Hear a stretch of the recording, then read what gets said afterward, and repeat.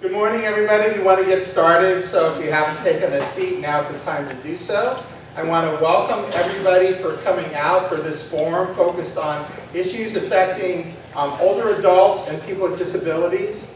And I especially want to thank our candidates for taking time out of their busy schedule to be here with us today. So just a couple housekeeping things. I think all of you have found the food in the back. Bathrooms are over here on the left. Don't be shy about it. The format we're going to have today is that our candidates will make opening statements of about 90 seconds. I'll let them introduce themselves as part of that rather than me doing it now and doing a poor job of that. We have some prepared questions for them. Each of those questions will be asked of each candidate. They will have 2 minutes to respond. And if there's questions from the audience that you would like to ask, you'll see on the seats here there's some note cards.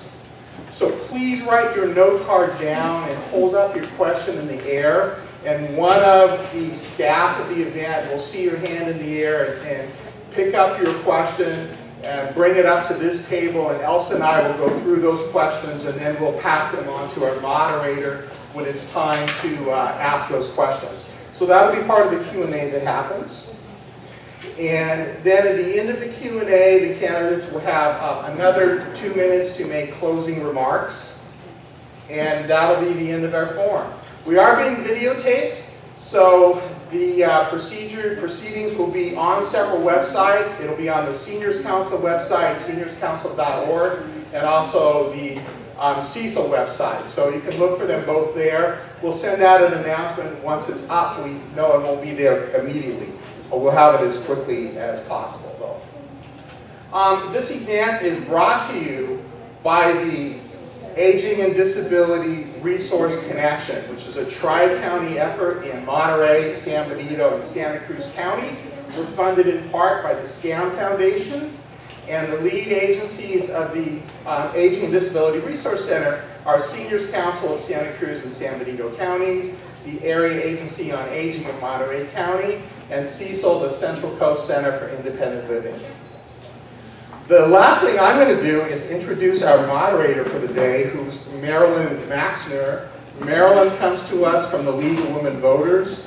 She'll run the actual forum. Allison in the front row will be our timekeeper.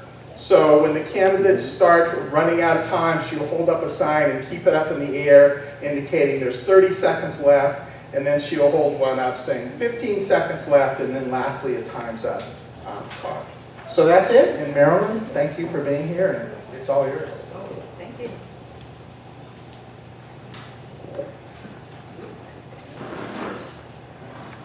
Okay. As you said, my name is Marilyn Maxner. I'm with the League of Women Voters of Monterey County, and we want to thank the sponsoring organizations for inviting us to moderate this forum today.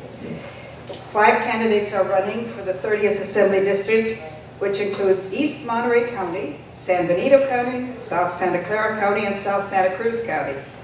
The 2 candidates with the most votes in the June primary, which is coming up in, 3-4 weeks, will run against each other in the November election.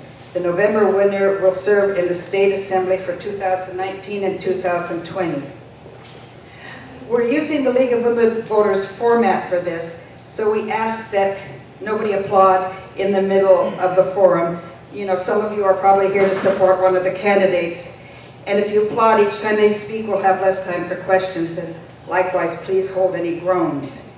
We want to maintain a respectful tone. At the end of the forum, we can give all the candidates a big round of applause.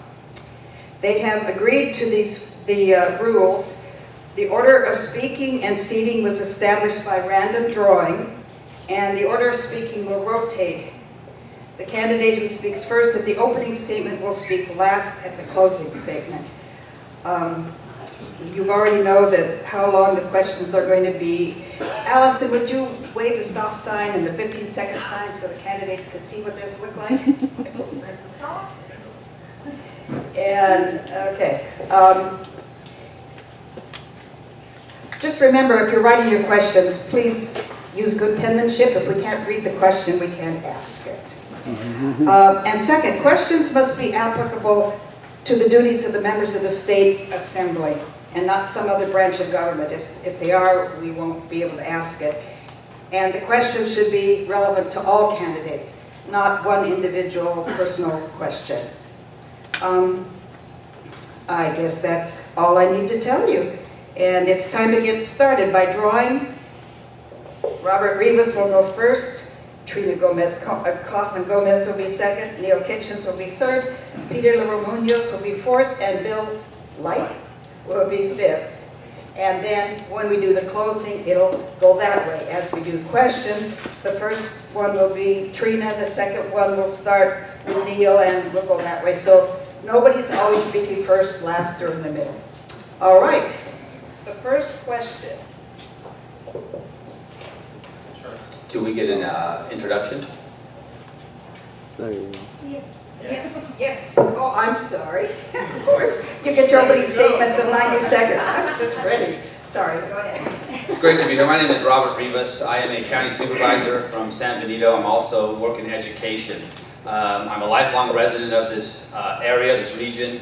I'm proud to have been raised by a family of farm workers who always taught me the value of hard work, who taught me the importance of never abandoning my roots. That's why my campaign for assembly is about opportunity, about creating opportunity for others, for future the generations, and to go to Sacramento and represent people, and to fight for our communities. And so certainly, look, I got my start in politics, I got my start in public service right here in Salinas, working for then Assemblymember Simon Salinas and Ana Caballero. Having the opportunity to work in every neighborhood, every community in this city, but in this district. I'm ready for this. I'm ready for this opportunity and for this job to go to Sacramento and to fight for the issues that are most important to this region, issues of fixing our healthcare system, issues of improving our schools, to making sure that our students and teachers have the best public schools in the state, to make sure that we address our transportation and infrastructure issues, and to tackle this issue of affordability when it comes to housing. It's great to be here, and thank you all for being here with us this morning. Thank you. Good morning. Thank you. My name is Trina Coffman-Gomez, and my children are third generation born and raised here in the area here that represents the 30th Assembly District. My father coming in to lettuce, my mom being a single parent of 4 children, and that I've gone through the school system, first to graduate from college for the area here. My background, my professional background has been in housing, so I do know what the problems and the hurdles and everything are there. I've also been a council member and a planning commissioner, which gives me the experience when it comes to transportation, when it comes to housing. I'm also part of the Salvation Army Board, as well as the Community Action Board, and several other regionally based organizations that represent this area right now. And I know that our senior population is increasing at about 1,000 people a day, and that is part of where I shortly will be part of that population myself as a baby boomer. I look forward to the questions here, and anything to know more about me, you can always reach me later on this, but I do respect the fact that I'm able to be at this forum here, and that you have an opportunity to check with all of the candidates that are here and learn from what experience that we can bring to represent you at the state legislature. Thank you for your time. How y'all doing this morning? My name is Leo Kitchens. I moved here 32 years ago and started my business doing exactly what we're here to talk about today. Owning and operating residential care facilities for the elderly, adult residential care facilities for mentally ill, developmentally disabled. I have transitioned into other housing as well. Due to the onerous conditions of California's business climate, I went to law school. I'm also a rancher. I'm going to tell you this, folks. Your leaders have failed you. Okay? That's why I'm running. I'm running because I'm not going to sit back and watch a failed policies come out of Sacramento, create mass homelessness. We have 25% of the homeless population in the country live here. 1 in 5 folks live in poverty here in California. Our infrastructure is crumbling. I have the background, the education, the experience. I do many other things. But staying specific to the topic we're here to talk about today, I know Title 22, I know Title 17 like the back of my hand, and I'm telling you, it's not just your assembly leaders that have failed you miserably, it's the unelected bureaucrats that they're supposed to have oversight over, okay? They don't provide any oversight. They just sit up there and have meetings, eating those fancy sandwiches, what they call croissant sandwiches, drinking coffee with cream and sugar, while we're suffering down here. I don't have eat coffee and sandwiches when I have a meeting. I get things done. So that's why you should vote for me. Thank you. Good morning, everyone. My name is Peter Leroe-Munoz. I'm a council member from the city of Gilroy. And this is a really special district for me. My family grew up here in the region. My father actually tells me that his first memory of growing up was picking apricots in the orchards outside of Hollister. He worked hard, went to school, got a scholarship, and afforded me opportunities that he himself never had when he was growing up. It's with that I come to public service. That's why I got into local politics and served as a city councilman in the city of Gilroy. It's also why I served as a deputy district attorney. I left a very lucrative opportunity in Silicon Valley to come and work in criminal prosecution, because that was something I was personally called to do. That was something that I really wanted to do, to serve. And I'm running because I look at our district and I see so much potential, but we have some very real challenges. You deserve a district that's safe from crime and violence. And unfortunately, we see that on the rise. You deserve a district where there's economic opportunity and young professionals can stay and work in the community in which they were raised and grown up.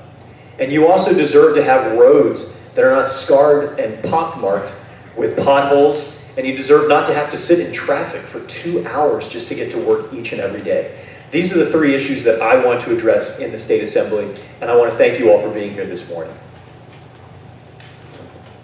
Good morning, everyone. My name is Bill Lipe. I'm running for Assembly in District 30. Born here in Salinas, and worked in the Salinas Valley the last 12 years. I took a respite in a 25-year career up in the Bay Area, and so I know what it's like to live up there, and I know what it's like for the folks, the ideology of some of those folks that seem to want to spread their ideology to other areas of the state. We're rural Californians here in District 30, and we're being made to live to a standard that I believe is unsustainable.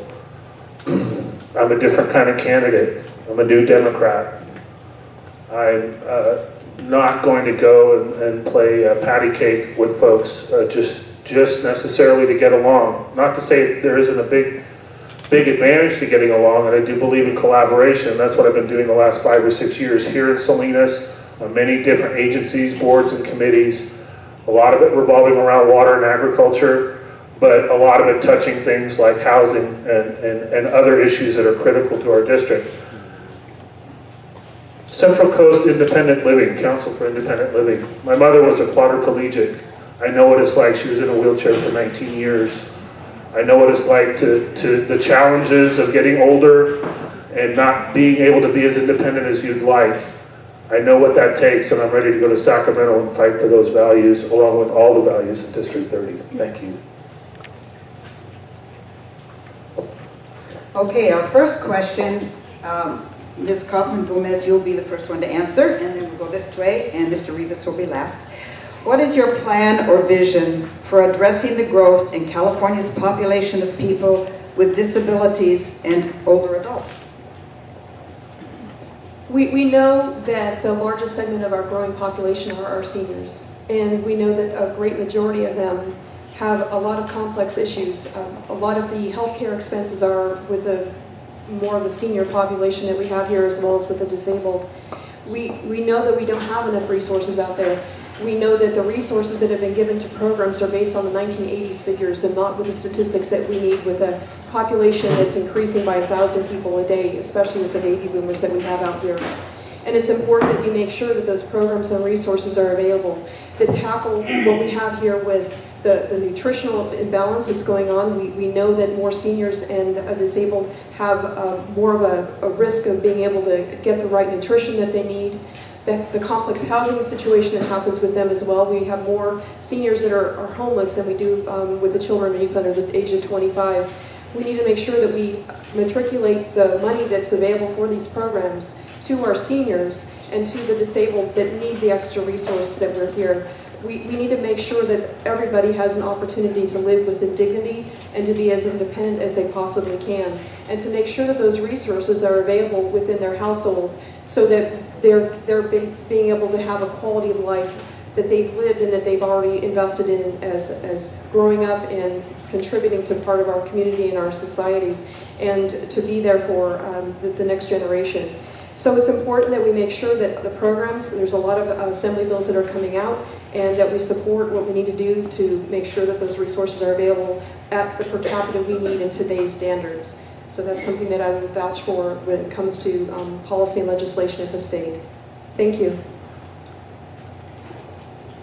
Folks, this issue is very close to me. This is what I've been spending my whole life here doing, a big part of it. I know exactly what I'm going to do. I'm going to cut taxes and regulations for one thing. I'm going to provide incentives. I mean, do we have any care home operators out there in the audience? Okay. Residential care facilities for the elderly, adult residential care facilities, those are the facilities that provide housing for these folks, disabled and seniors. Okay, but why in the world would you want to open a facility today? When I first moved here, Title 22 was about this thick. Now, folks, it filled this whole room. Regulation, regulation, regulation. What's the incentive if you've got all these regulations, notwithstanding the fact that we're also the highest tax state in the country? For an adult residential care facility, you're talking about the disabled, okay? You have Title 17 and Title 22, which both basically do the same thing. So cut out Title 22 on the adult residential care facilities. Just use Title 17. They're both inspecting the same thing. It's regulations that we're drowning in. I apologize if I sound anger, folks. It's not anger, it's passion. Okay, that's why I'm running. I'm not a politician. I've never held nor run for public office. If you see this district is the same names, just rotating around, different office, and the only thing that changes is things get worse. Okay, I don't even want to use the word change because I know you guys are going to vomit the next time a politician says change, change, vote for me for change. Vote for Kitchen because Kitchen is different. Kitchen is unusual. I know this subject like the back of my hand. I want to make it, give incentives, get rid of impact fees, take Title 22 down. The Assembly is supposed to provide oversight to these bureaucracies, and they don't. You'll see the lawyers that represent these care home operations say, oh, don't go to your assemblyman, that'll just make the bureaucrats mad. What? The Assembly is their boss. They're supposed to provide oversight. That's what I want to do. Cut the regulations, folks, and people will open homes. Thank you, Mr. Kitchens. You can finish your sentence, but don't add 2 or 3 more, please. Well, I think any plan that has to deal with a growing disabled and an elderly population really does have to be holistic in nature. We've heard a little bit earlier ago that there's an emphasis on dignity and independence for both of those populations, and that's certainly important. It's also important that, again, we're comprehensive, and by that it means we need to address all facets of those populations and their needs, their specific needs, and that includes issues like housing, that includes issues like transportation access, that includes issues like education, and oftentimes, especially in our region, that includes linguistic issues. So we need to make sure that any plan we have going forward specifically is comprehensive. We can't just try to solve one piece of the puzzle and say, we're simply going to address the health needs, but we're going to ignore the housing or the education or the language needs of that community. We need to be comprehensive. And certainly I'm very much in favor also of looking at how these programs are funded. When the last time they were updated, it was decades ago. So making sure that we have a funding structure in place that accurately reflects the reality of 2018 and the future is right at the top of the list for any plan addressing disability population as well as the senior population. Yeah, I think 2 key points for folks that are getting towards retirement or already retired, aging, or perhaps disabled, is housing and transportation. The cost of housing fitting within people's budgets if they're fixed. My mom lived on a fixed budget the last 20 years of her life, and I know how difficult that can be. And her being in a wheelchair, highlights the challenges with being able to go somewhere, go to the store, buy some things. As Peter said, have some dignity and some independence. It's all very big things. It's part of who we are as human beings. We want to be able to live our lives and get around. I promised to go to Sacramento and fight for these values, and we have other issues that we need to take care of too. I don't think we have thousands of issues, but I think we have some big ones, and housing and transportation are two issues that really impact all of us, but it does impact, I think, the elderly and the disabled quite a bit. And something to think about, because the ballots are being mailed out and votes are already happening, and they will be happening through June 5th, is think really carefully about who can win. There's one person at this table that I guarantee will not be winning the seat for Assembly District 30. And so the idea is to put your vote somewhere, and somebody who can win, and somebody who can represent your values and represent the people here in District 30 and not in San Francisco or Los Angeles. I do humbly ask for your vote. Thank you.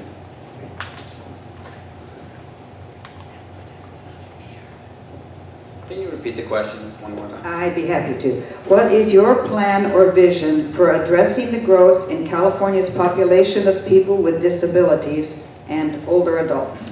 Right, so this is, I think the one component of that question that is really important is the disability. So certainly I have 3 jobs. If it's, if it's anything that, has been a great thing for me as an elected official, is it's not a full-time job in San Benito. And so I remember the night I won my race for county supervisor, my wife said, I'm proud of you, but now you got to go get a real job. And so I work in education. And so one of those jobs, I've been very fortunate, has been at San Benito High School. For 3 years, I was a grant coordinator for 2 programs on campus, working with special education students, Workability and Transition Partnership Program. My job specifically was to work with these students to prepare them for their transition beyond high school. What were they going to do as far as a career? How were they going to assimilate into a society where everything made it so difficult for anyone that had a disability? And so when we think about the transition for people here in California, I have heard the term often of aging in place. Certainly someone's age, someone's their disability shouldn't prevent them from living in a place like California, from living in a community where they grew up. And so I think that how we prepare for people who are aging, who do have a disability, is we need to emphasize community-based programming. We need to, because every region in the state is much different from one another. We need to do everything we can at the state level to focus on issues related to housing, transportation, making sure that people have access and availability to healthcare services and quality facilities, which is very challenging in the rural parts of the state. So making sure that we emphasize those points and prioritize those issues for seniors and people that have a disability should be a priority. Thank you. Okay, our next question, Mr. Kitchens will be the first one to answer. And the question is, what are your solutions to address homelessness and housing needs of older adults and people with disabilities?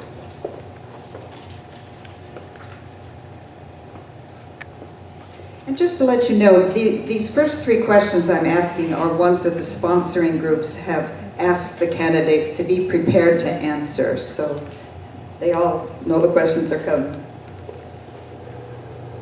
Well, I'll just pick up where I left off the last time. It's basically the same question. My solutions are to provide incentives for people to open up residential care facilities for the elderly, adult residential care facilities for people with disabilities. You have, under the adult residential care facilities, under Title 22, you have mentally ill, and you have people with developmental disabilities, and you have people with traumatic brain injury. What I would like to do is separate, if you're going to have Title 17 strictly for developmental disabilities, but you're also going to have Title 22, cut out the Title 22. Okay, that's a whole other government bureaucracy that gets in the way. They get in the way of each other. So you have bureaucracies fighting. The question is, what is my solution? My solution is more of these facilities because, folks, people in a lot of cases, they already have an income. They have SSI, or they have Social Security, or they have general assistance. So there's money available already. But you'll see these people living out in the streets. There's a facility out on the edge of town on Williams Road called Colonial Manor. 40 beds. You know what? A lot of the people that were kicked out of that place are right out here. I go out and talk. Hey, Neil, how you doing? I've taken care of these people my whole time I've been here, 32 years. Why is it shut down? Because that idiot bureaucracy up in San Jose, community care licensing. Okay? And who's supposed to provide oversight? The Assembly. So Neil Kitchens, a private citizen, went out there and inspected the place. There was no reason it should be shut down. They still had a few people there. The Assembly person, the current Assembly person, hadn't even been out there. The mayor, city council, nobody. My solution is to provide incentives and open more of these facilities by getting rid of these onerous regulations and lowering taxes. Thank you. Homelessness is a very big problem. We all know that. We see it and we know it's growing. It also has many different causes. Each circumstance is different. Sometimes it's an economic consideration, sometimes it's a mental health issue, sometimes it's substance abuse. It could be a wide variety of things. Sometimes it's domestic violence. So there are many causes to homelessness, which means that there's not going to be one silver bullet that solves all of those challenges. One thing we can do to try to bring this problem down to scope, something to make it a little bit more manageable, and actually get our arms around this a little bit, is to target and identify a portion of the homeless population that's chronically underhoused or chronically homeless, and seek to provide them with resources to get them into transitional housing.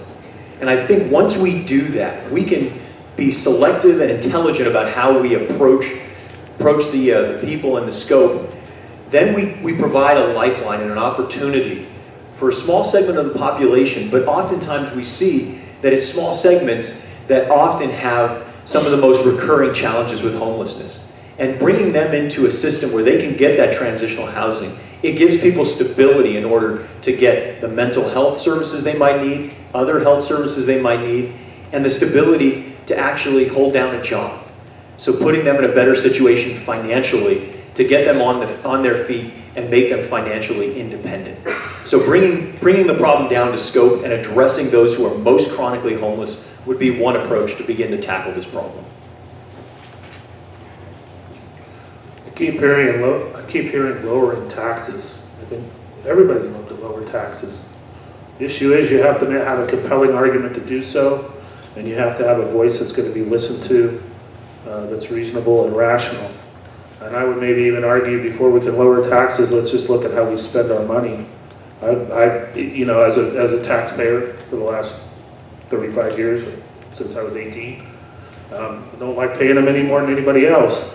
But as a taxpayer, I can see that money is being spent effectively on the programs, on actually making things better, making our infrastructure better. In this case, with this question, being able to provide for some kind of assistance or getting housing built that fits within the budgets of people that are living on a fixed budget, making sure they're accessible to people that need you know, to be on a first floor or to have a ramp or to have a wheel-in shower.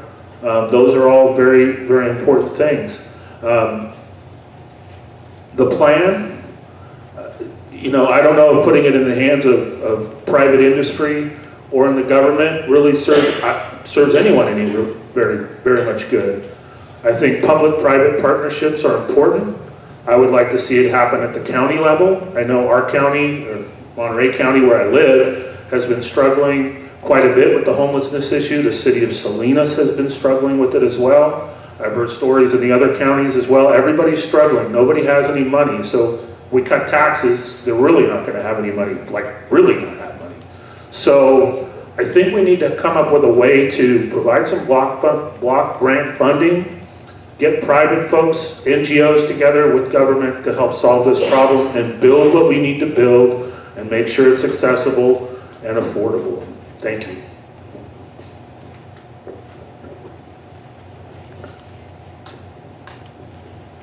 So homelessness is a huge problem in this country and in California. You know, and certainly there's no easy solution to solve homelessness, but I'm proud of the progress we've made in San Benito. I'm progress that our county in San Benito has become a regional model for addressing homeless issues. I'm proud that we, through a collaborative effort, including our county, the city of Hollister, their city council, that we prioritized this issue years ago. And we are in the process of unveiling and opening in different phases a homeless resource center. The first phase was a shelter for men and women. The second phase is on-site wraparound services available for homeless individuals. And the third is a transitional housing component, 11 to 12 transitional units to help lift people up and get them back on their feet. When it comes to addressing homelessness, though, this is a problem, that is really a symptom of the housing affordability issue that we're facing in California. That cuts across so many different income levels, demographics, and so certainly the idea I have is working with local governments, working with local staff, local elected officials, to create an inventory of public lands to prepare for infill development. Because when you talk about the cost, the exploding cost of development, it starts with the land that any development sits on. And in California, land is precious and expensive.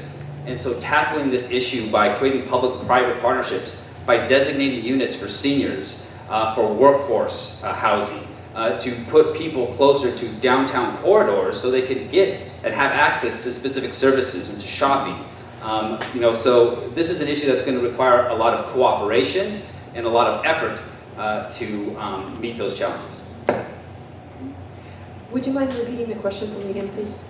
I'd be happy to. What are your solutions to address homelessness and housing needs of older adults and people with disabilities? We know that we have an issue with this, and we know that the largest segment of our homeless population are seniors. And a lot of times they have to decide, are they going to put food on the table, or are they going to go ahead and take their medication? And a lot of times that medicine goes to the wayside. And we find that the homeless, we identify them for the chronic ER visits that they have because of all of the health conditions that they have.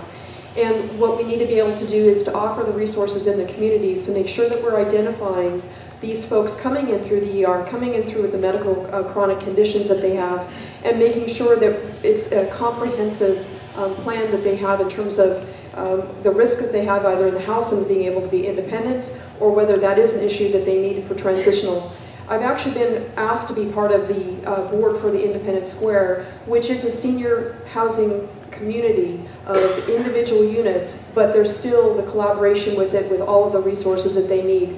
The Meals on Wheels is another one that comes out and visits people that are in their homes and can help us with maybe accessing the risk. What we want to do is we want to be able to retain them in the homes that they're in before we get to the point that they are homeless. And to make sure that we have all of those stopgap resources to prevent as much of that as we possibly can.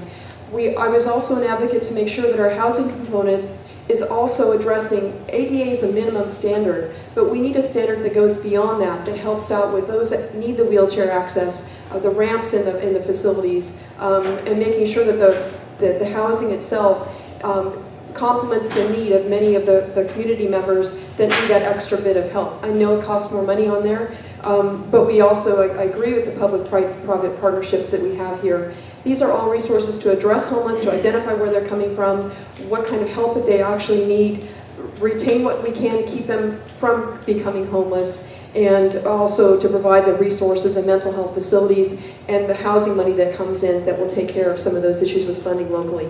Thank you. Okay, our next question, Mr. Leroe-Munoz will start. Here it is. What current state legislation regarding older adults and people with disabilities are you supporting or opposing, and why? Thank you. And just for clarity and just to clear up an issue there, I actually did not receive an email with the questions ahead of time. So that might be true as well for the other candidates. So I just want to. I'm seeing some nods there, and they were supposed to have been sent to you, and they tell me they were, but they got lost in cyberspace, and I apologize. They got lost in the mail, and that's not a problem at all. So I don't have a specific bill or piece of legislation that I can point to specifically, but again, getting back to what I touched on earlier, one of the things that just is so incredibly important is around the holistic services that we can offer. And another issue that has come up repeatedly today is around housing. And we've seen a whole host of housing bills last year that came out around providing more affordable housing, or the efforts to do so. I'm very much supportive of efforts to grow that housing stock for the elderly and the disabled, recognizing just how important a resource that is for them. So those would be issues that I would sort of focus on legislatively, housing for the elderly and the disabled, and again, recognizing that there's a whole host of needs that go into that as well. It's not just putting a roof over someone's head.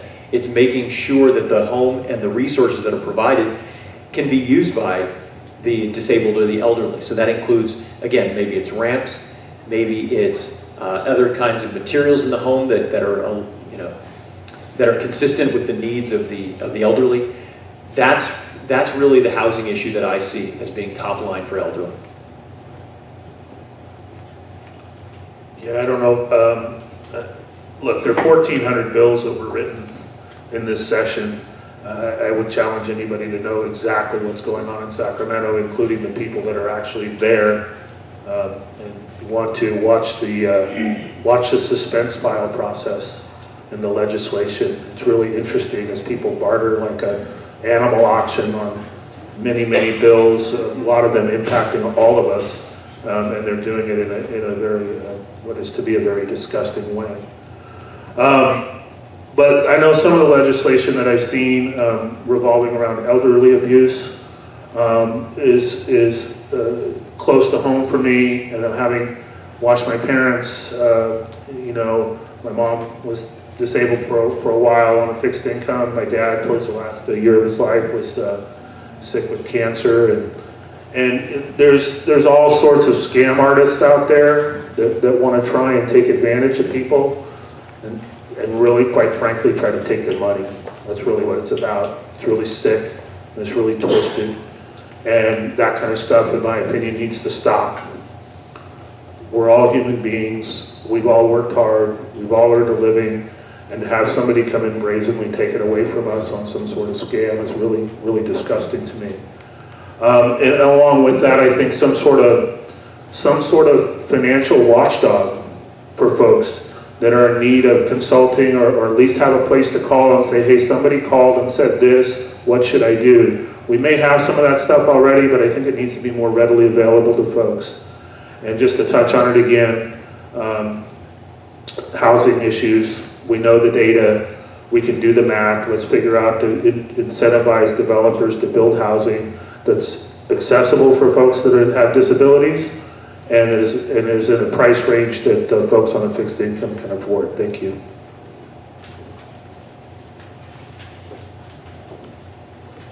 Right, so after briefly looking at the legislative priorities on my phone, I think, a lot of the comments that were made, I appreciate. Certainly, some of the bills having to do with, elder abuse, certainly, are things that are extremely important. Those two bills, AB 1946 and AB 2324.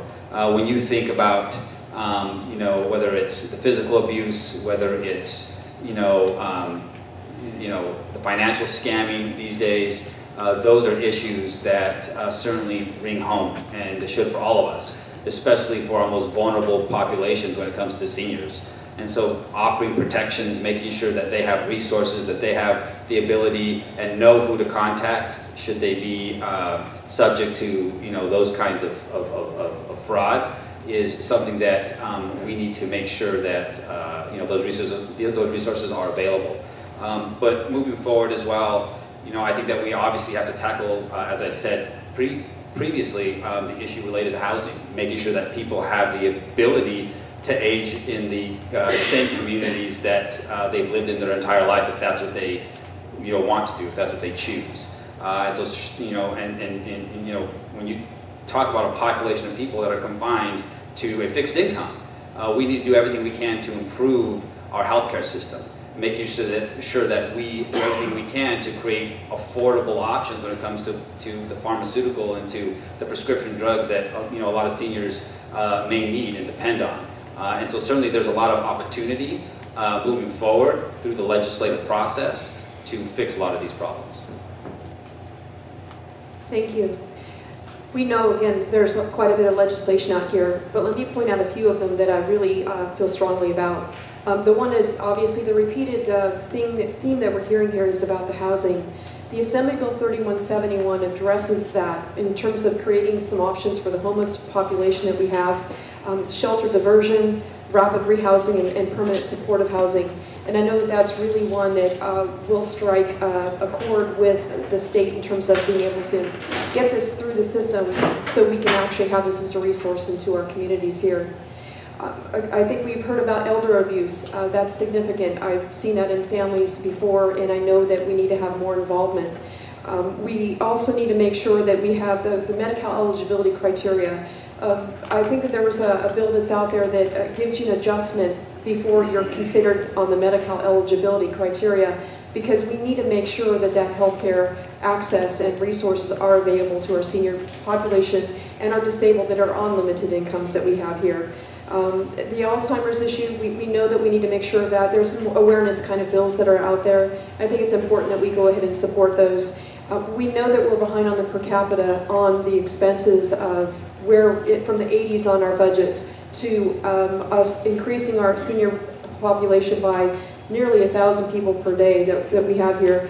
And so our standards of what we're funding is not sufficient and sustainable with the large growth that we're seeing that represent the population. And we also know that the disabled need to be able to have those access to care and to make sure that we've got that provided for them. The other thing that I find here is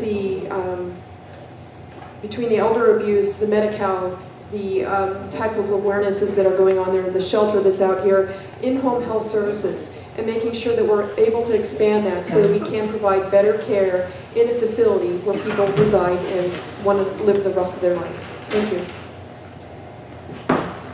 I'm going to answer your specific question in just a second, but before I do, we've had it mentioned here about taxes, that we all pay taxes. Well, let's talk about taxes first, since that was brought up. We're the highest tax state in the entire country, folks, okay? We pay the highest sales tax, the highest property taxes, we have a state income tax, highest taxes on everything, but yet we are dead last in education, our infrastructure's crumbling, we have more poverty and homelessness than anybody else. So we don't have a revenue problem, we have a spending problem. SB1, the gas tax, how's that working out for y'all? Y'all happy when you go to the gas pump? What about when you go to the grocery store because it's driving your food costs up? So that's why I keep bringing up cutting taxes, because you got to provide incentives to entrepreneurs to come here. We're having all our entrepreneurs leave the state. We don't have a middle class in California anymore. Now I'm going to answer your specific question. The question was, which legislation bills am I supporting or opposing? I'm strongly opposing AB 2108 by McCarty.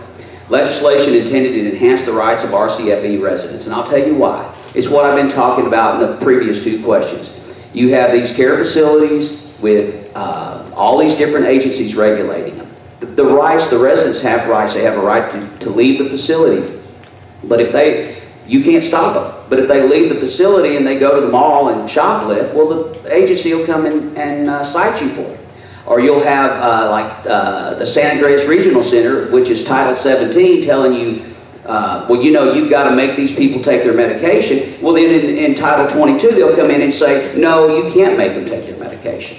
So, what's the incentive to open one of these facilities? And these are the most cost-effective facilities we can do. Most of these people already have an income, these homeless people, and they can use that income and be taken care of economically in a residential care facility for elderly adults or mentally ill or developmentally disabled. Thank you. Okay, they tell me over at the question table here that they're getting a lot of good questions and they've combined some. So my next two questions will be combinations of ones you've sent forward. Will you support increased funding and resources for long-term services and supports? And I believe Mr. Lipe is first on this one. You said for long-term services? Let me read it again. Will you support increased funding and resources for long-term services and supports? Yes, I would support that. long-term services, you know, as we get older, maybe the nest egg we've saved up hasn't you know, maybe we outlived the nest egg we think we need. So long-term services and long-term care is a very important issue for folks that are senior citizens and have aged well, I would say. If you're making it that far, then things have gone pretty well. So I would support funding for that, increased funding, increased resources, and again, the state raises an awful lot of money every year. I just read, I think the last fiscal quarter was the biggest on state record. My concern is over how those funds are allocated, how they're spent. All too often we see stuff being spent in areas that have heavy influence. And when I say heavy influence, I mean San Francisco and Los Angeles. My values are to bring more representation and more resources to rural Californians. Rural Californian districts like ours in District 30 and elsewhere throughout the state, and there are many of them. We need to stand up and have our voices heard. We need to let the folks in those urban elite areas of San Francisco and Los Angeles that rural Californians are not going to sit back and take it anymore. The bill is too high. As someone once said in New York, I think the rent is too damn high. And it needs to stop. But you need to put somebody in this seat that will be at the table, that will fight for those values and have the skill set to work with those folks in the urban areas and to rally the folks throughout the rest of rural California. That's what I intend to do when I'm elected as your assembly member in District 30. Thank you.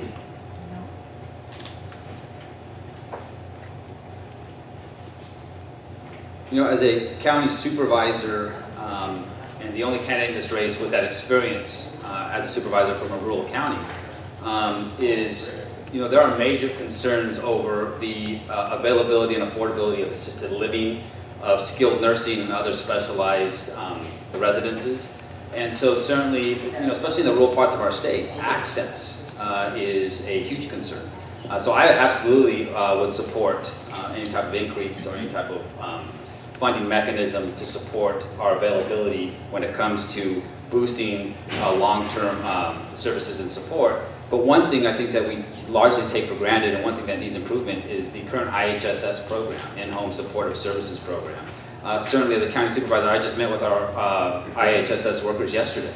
This is a program that lives, you know, with a lot of uncertainty from year to year. And so certainly making sure that we improve the program, because this is a program that is so vital and important to the success of our communities and for local governments. You know, my family, my grandmother was an IHSS worker. She took care of my great-grandmother for 10 years after she broke her hip when she was 90.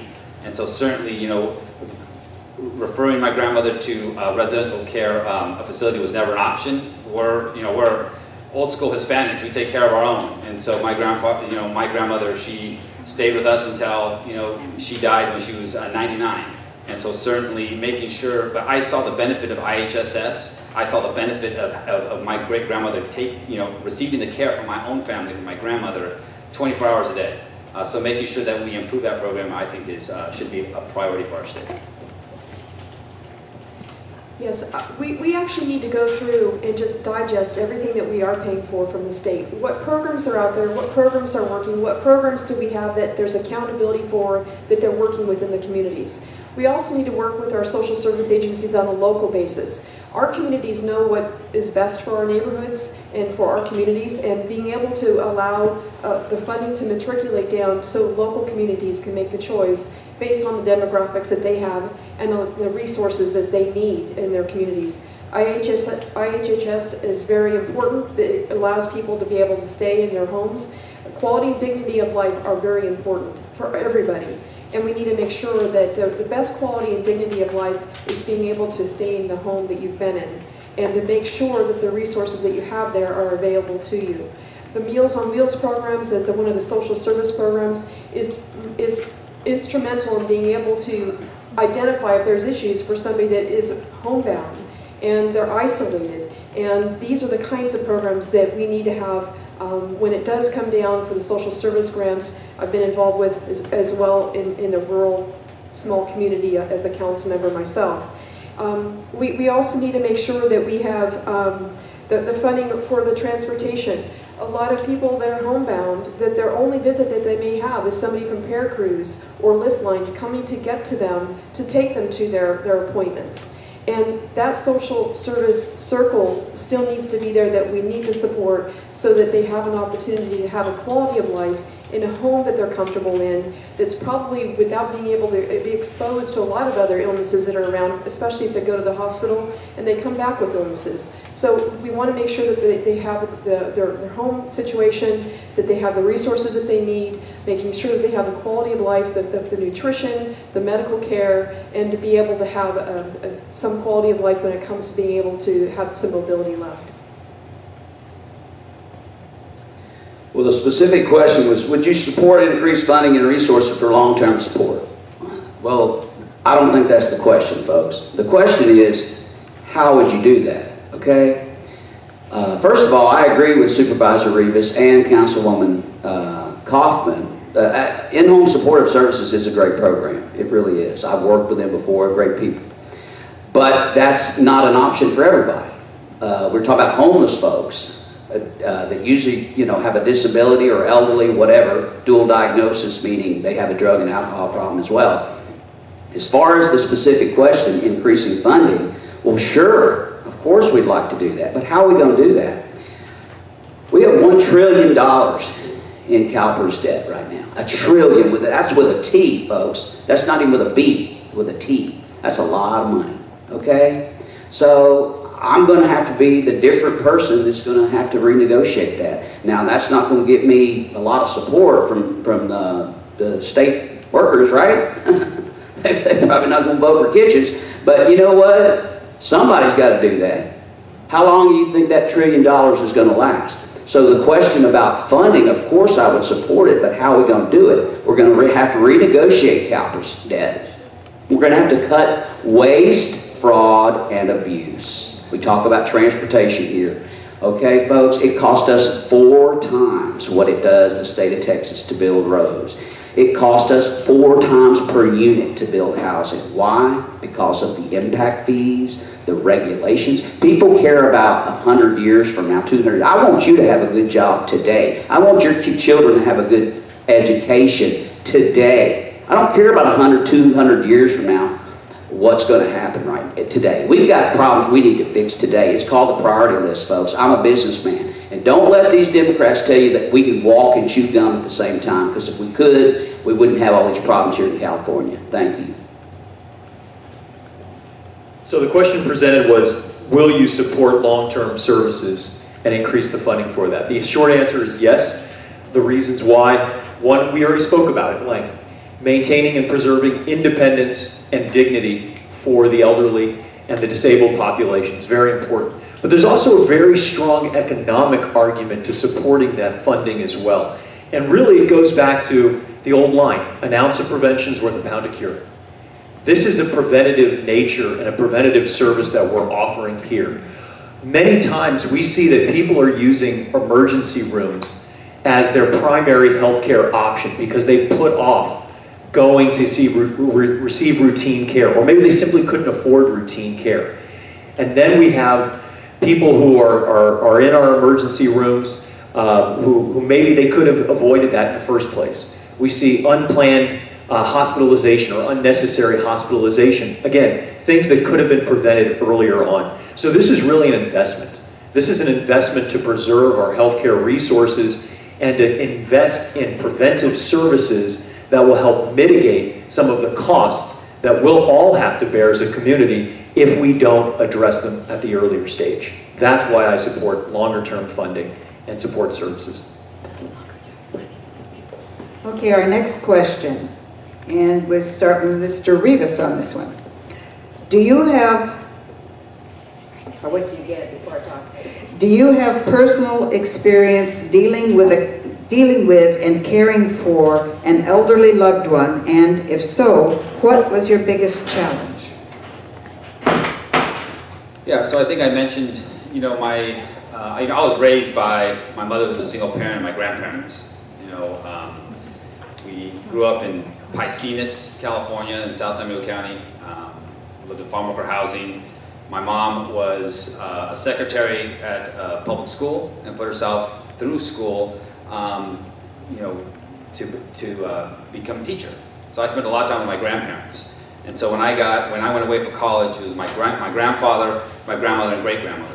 And when I went away to college and came back home, knowing that I wanted to live in the same community I grew up in, I lived with my grandparents. And I lived with my grandparents. I made that decision so I could take care of them because they needed my help, especially my great-grandmother, who was strong as heck and stubborn as heck.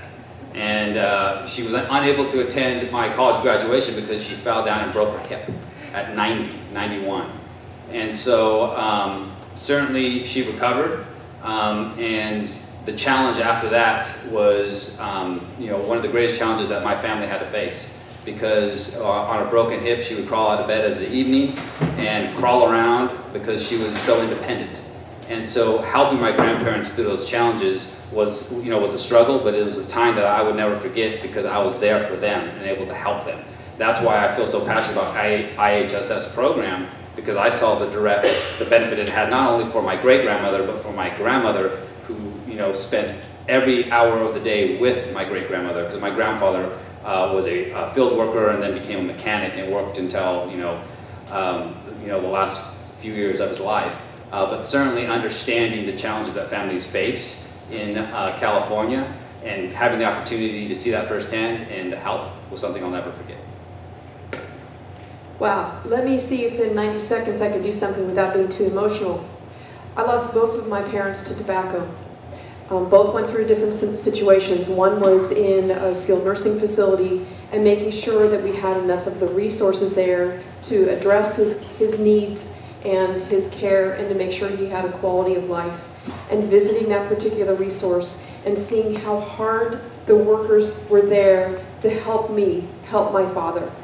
It was a very difficult experience for me to go through and very challenging. And we know that they keep selling off over and over again. And people don't stay long enough because they just get their foot in the door and then they move on. That's their training ground. We need to be able to have the healthcare workers provide the quality of life in the skilled nursing facilities. My mother, she passed away in the home. We had the hospice care. Hospice resources are very important for us to be able to have in the community and be able to die in dignity. That's very important, and also to be able to have that as a resource for our seniors.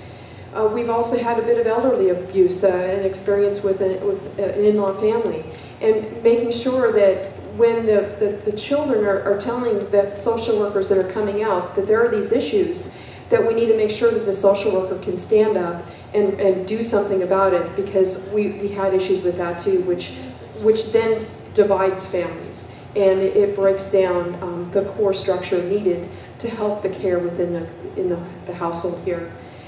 So we know that we need a lot of extra help that's out there, and I've gone through these experiences before, and in dealing with it is to make sure that the open communication is there, that the families that are experiencing this and the people that are going through this in terms of the last stages of their life can live with dignity and die with dignity, and making sure that they have what they need for quality of life and quality of death.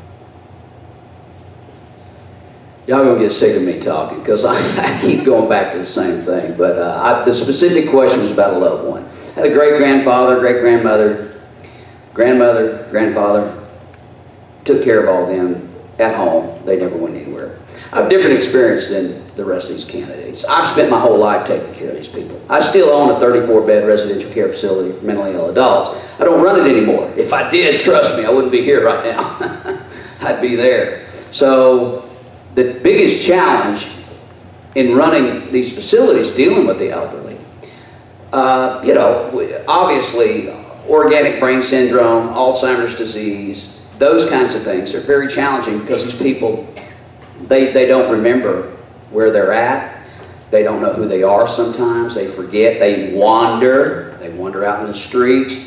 So that was a big challenge. They get combative. I've been hit with canes, walkers. I've had those big old-fashioned sugar jars thrown, hit my mama right in the chest.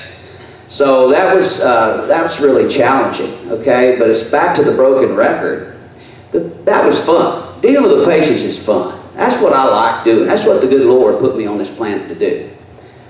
But you want to know what the biggest challenge was? Dealing with those idiots up in Sacramento, the community care licensing. They don't have the sense God gave a pissant. I'm telling you.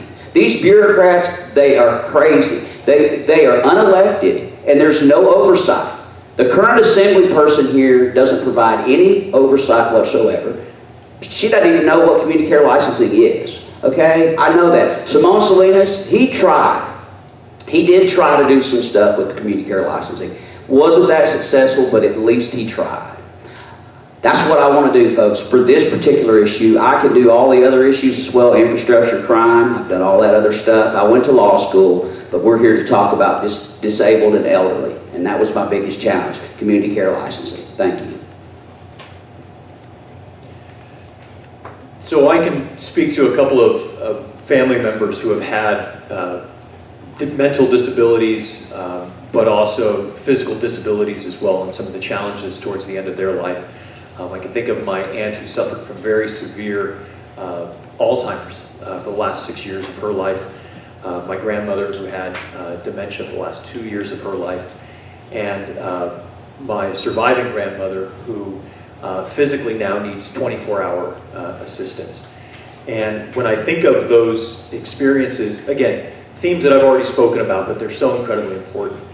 Preserving the independence as best you can of the people who might need assistance, but also addressing the dignity that they still have.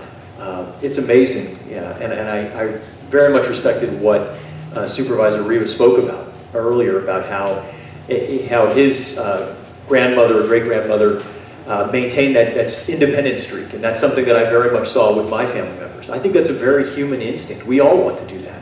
When I speculate or imagine what I might be like in that kind of situation, I'd be the exact same way. I'd be crawling out the door. Believe me, I get it. So I think maintaining that level of independence as best you can and providing a level of dignity is so incredibly important. IHSS is such an incredible resource and a service, and what's most important about it is the responsiveness of that. As we were dealing with issues for my grandmother around her physical needs, you can imagine that every hour or day of uncertainty feels like a lifetime. So having a service and a resource that's available to address questions, but also to help us make those lifestyle changes immediately was most important, and what I'll take away from those experiences. It's unbelievable to me, the arrogance to question our experiences. How can one person know what the rest of us up here at this table have experienced, or what most of you in this room have experienced? Mr. Kitchens, you do not know my experience, and to claim that you do somehow is just an insult. Look, I was with both of my parents at their last breath.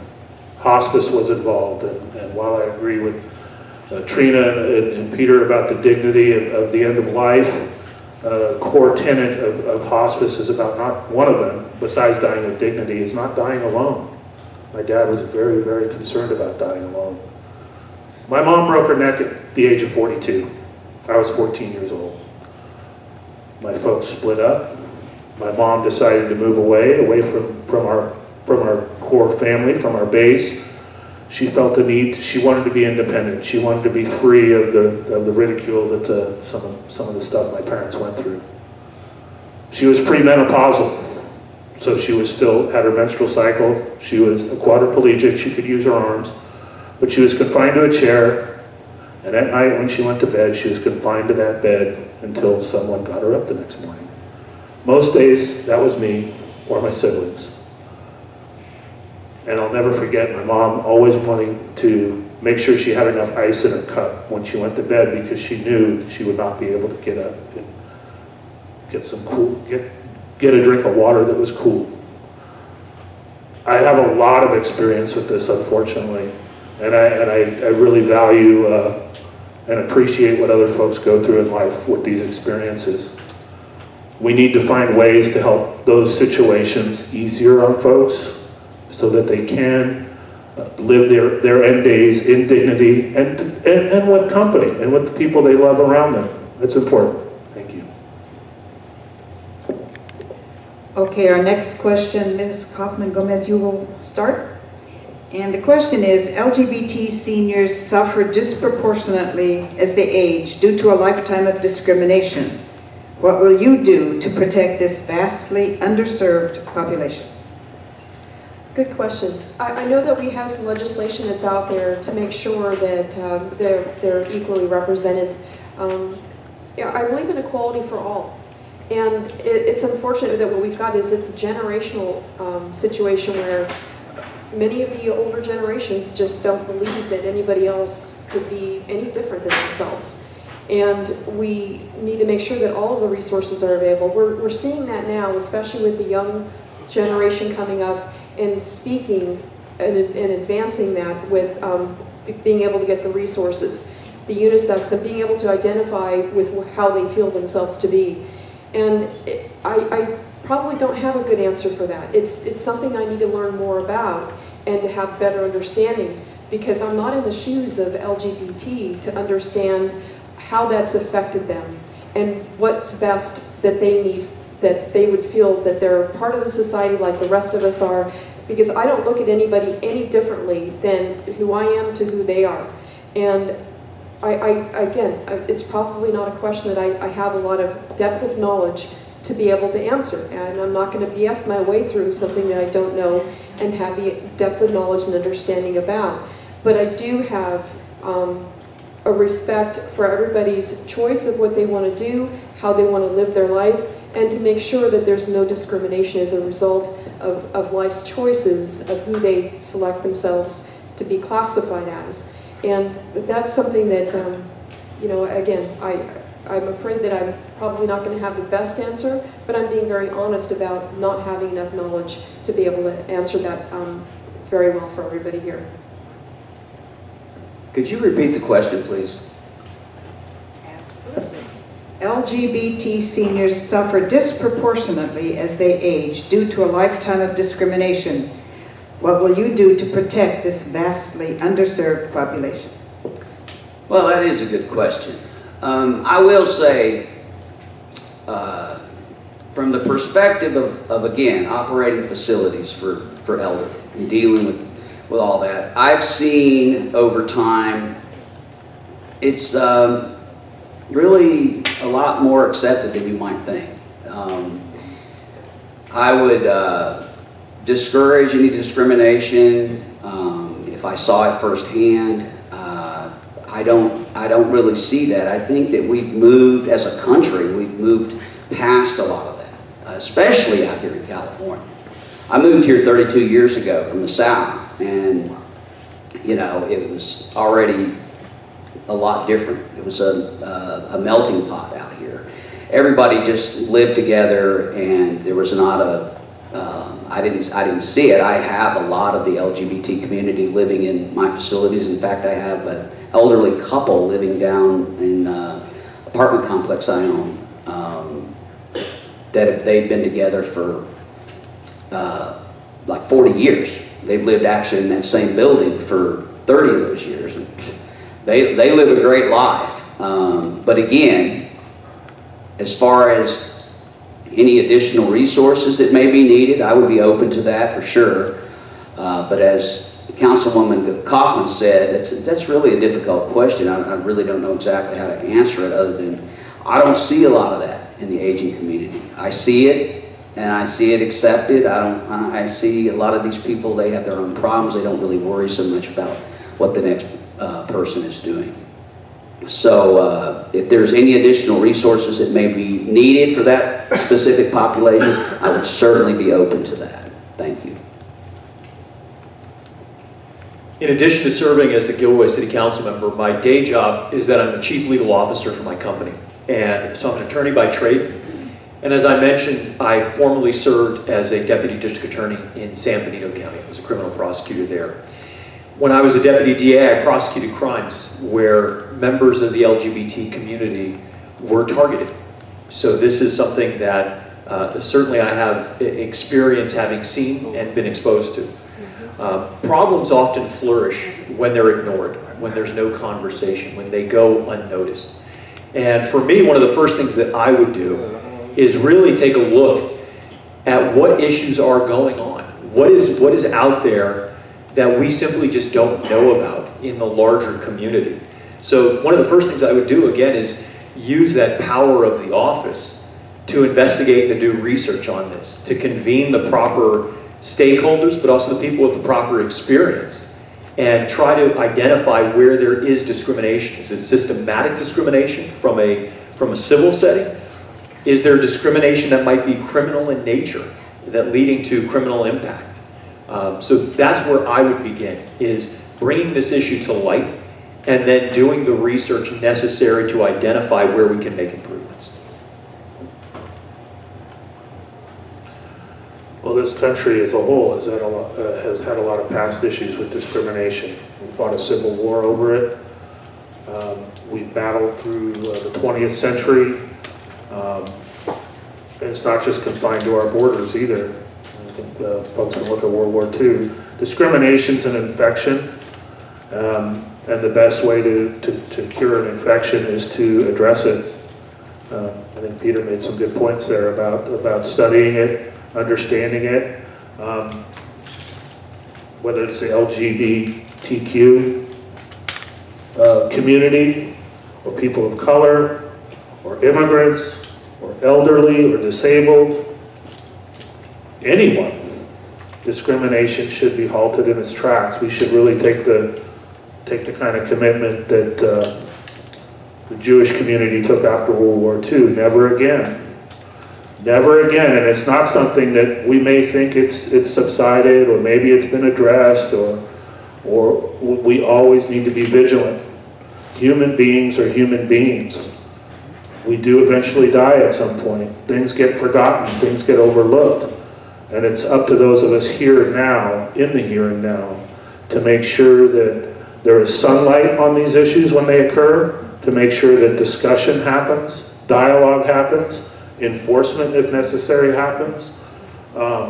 It's just not something that we can sit back and accept, or think that it's being taken care of, or everything's fine because we've gotten this far over these so many decades, so many centuries. No, we must stay vigilant to make sure that that discrimination is eradicated whenever we find it, whenever we discover it. Thank you.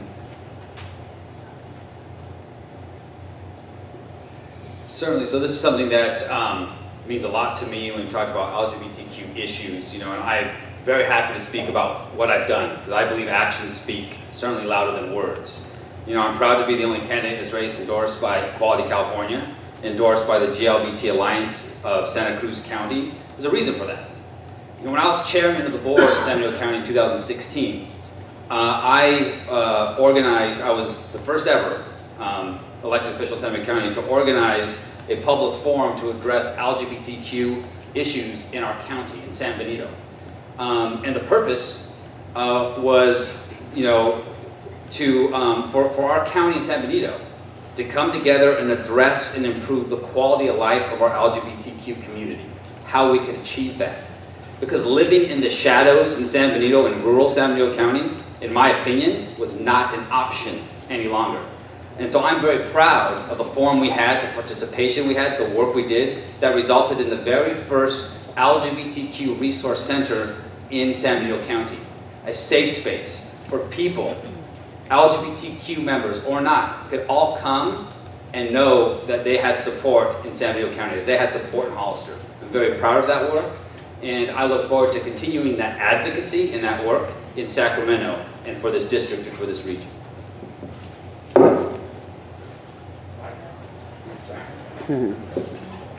Okay, the next question, Mr. Kitchens, you'll be first to answer. Which programs serving older adults and people with disabilities have you been involved with, and how? You want me? Yeah.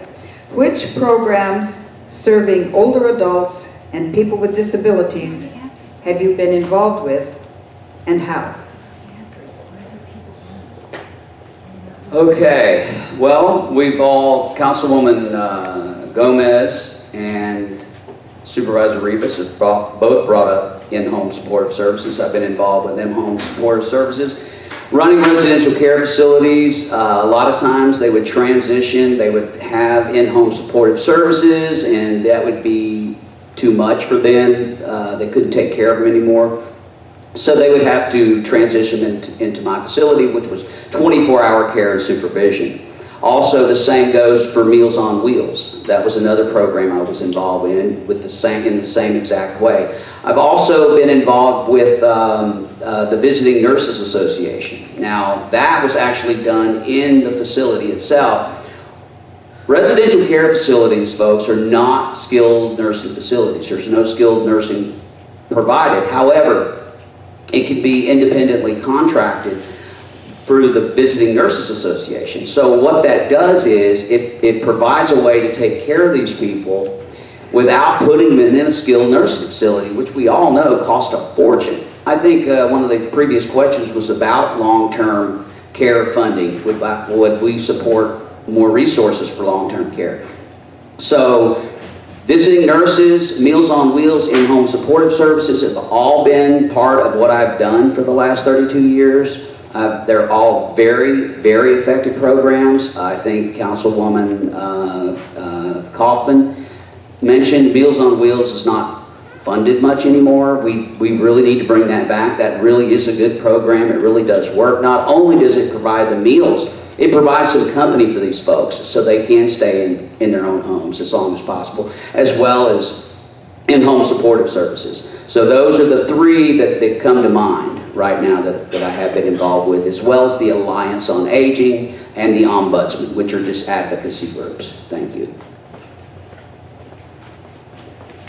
When I was in high school, we had a community service requirement that every student, in order to graduate, had to complete 100 hours of community service over the 4 years that they were a student. Many of the hours that I earned were with Meals on Wheels. And I think Mr. Kitchens hit the nail on the head with his last comment about not only providing physical sustenance, but also company. I think that was something that I really got out of that program, the work that I did there. Just as a high school volunteer, but it was still very impactful to a young person. The other big program, certainly, and something that I continue to live with, is IHSS, and how that's helping my grandmother, who again needs 24-hour care. I spoke earlier about the responsiveness of those kind of programs and the challenges that come with uncertainty. And I remember when my grandmother's health took a very severe decline and turned for the worst, and we needed help immediately. And working with IHSS to address some of our concerns and to help my family with my grandmother was an incredible asset. Really something that got us through a challenge. So that to me has always been something that's had a very special place in my heart. Yeah, personal experience with programs. Hospice is one that I, again, have, I don't know, I consider it fortunate and unfortunate. It's unfortunate in the sense that someone you love is dying and will be dying. But the support that they give you, the idea that someone can die not alone and with dignity is very important. And the additional services and assistance and guidance they do give you is very helpful. I know one of the challenges, and my mom was a very proud person, and she was very independent despite her disability and living on a fixed income. She was so proud, in fact, that she really didn't like taking on a handout, if you will. And so we as a family worked together to make sure that she got the care that she needed during those 19 years in a wheelchair. We did it really all on our own. But I understand the challenges that presents and the challenges in finding quality care, and it's really through quality people is what you're looking for. You're looking for somebody to come not only provide the things that you need to be independent and to be healthy as you can be, but you need that human time with another person. If you're in a house or in a room stuck for hours on end without any human contact, I mean, it's not good as a baby to have that, and it's not good as a person, as an adult to have that either. So again, programs that help families find the care that they need, find the quality care that they need, and in end of life especially is very, very important. It's tough to get all that stuff together in your head, and it's better to have quality folks helping you along the path. So I would support these programs fully. Thank you.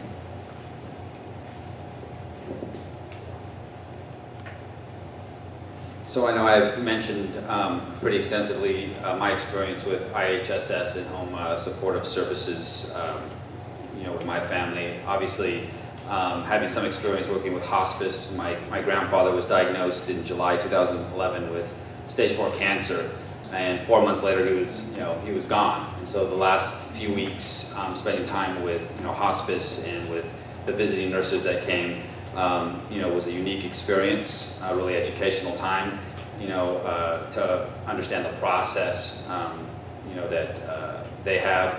But in San Diego County, working, with one program that has a meaningful impact for our seniors is a program called Jóvenes de Antano.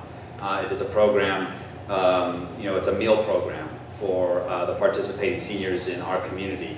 And so certainly providing them with, education when it comes to nutrition, providing them with a meal every day is something that is important there in our county and in Hollister. As a county supervisor, working with any number of local advocacy groups, our ombudsman and the Alliance on Aging.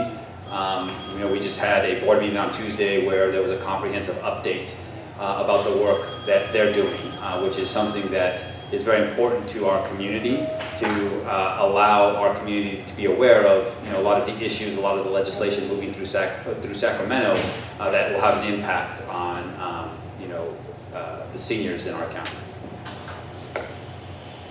Yes, thank you. There's actually been quite a few programs and overlay that I've been involved with that helps with our seniors and our disabled. My mother actually was a disabled, had learned how to walk again with 4 children. So single parent, 4 children with a disabled mom having to walk again. Growing up with that and that type of disability for a chronic condition, it's heart-wrenching to see that as a child. I think I was like 6 or 7 when that happened. So her entire adult life, from me watching her go and struggle, it's been something else. So I've seen come and going of the resources and fighting for the resources. Getting Social Security and then getting it yanked away. Figuring out how to put food on the table when you don't have that money coming in because of they're challenging whether it's actually a disability or not. But more recently than that, I have been involved. I've worked for managed care. I've managed practices as well in terms of medical practices, and I've seen what kind of programs are out there for the seniors as well as the disabled to make sure that they're getting their durable medical equipment and their medical supplies. I've also been involved with Rotary, which means I've been very supportive of Rotaract. We've been, Meals on Wheels have been a recipient of my benefit, direct benefit, not only out of my own pocket, but also as a social service organization and my involvement with Rotary as well.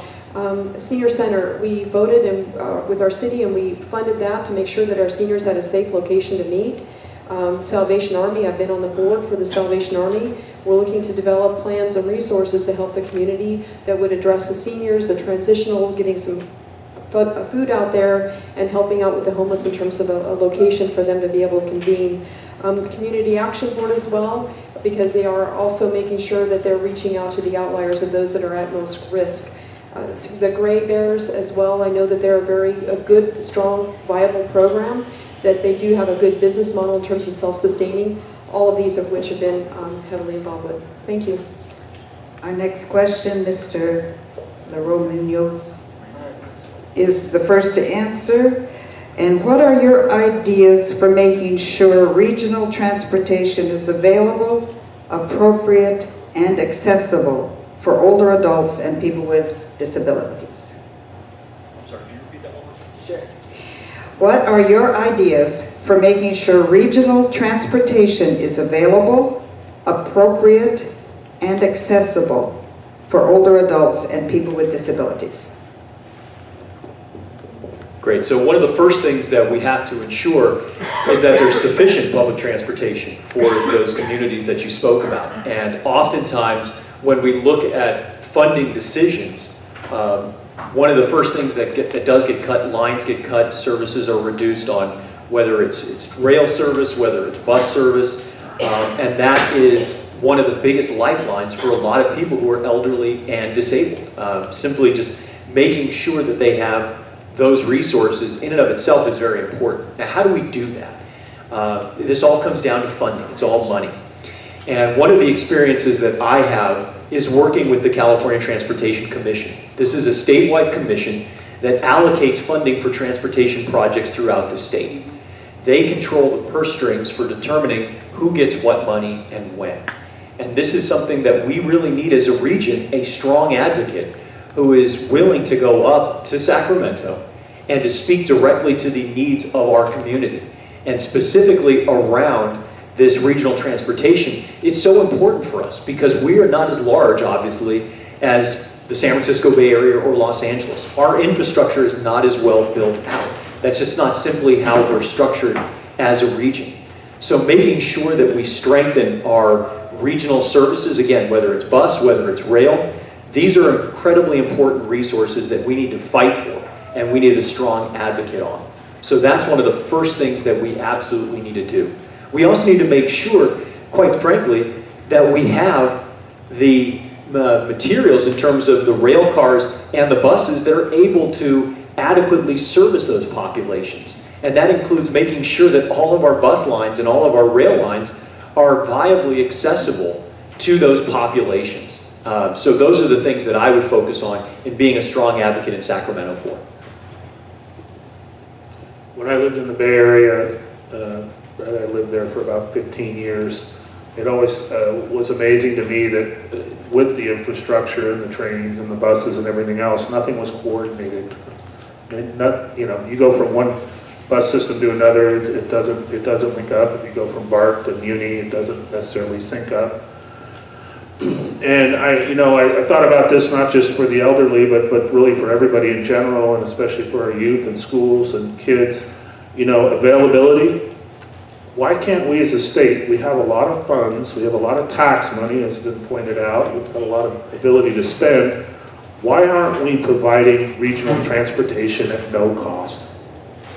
Figure out what the bill is, allocate the funds, let people get on and off the buses. It happens in other places. There's some areas here regionally, up in the Tahoe area, that has, you can hop on the bus and go. You go to other states like Colorado, you can hop on a bus and go wherever you need to go. So, I think a big part of the availability issue is let's just figure out what it costs, pay for it, and then let people ride it, and quit having a scrounge for change. Appropriateness and accessibility, of course, all the public transportation should be accessible to everyone from a standpoint of either having the lower to allow to get up or wheelchair accessible. And appropriateness, I'm not sure exactly how that fits in, but I think all three of those, at least availability and accessibility, are very, very important. And another option is ride sharing. We have the ability now to dial up a car, a vehicle that is accessible, and have it come right to your doorstep and take you right to where you need to go. I think the state looking at ways to work with ride sharing programs or developing a ride sharing program would be a good idea.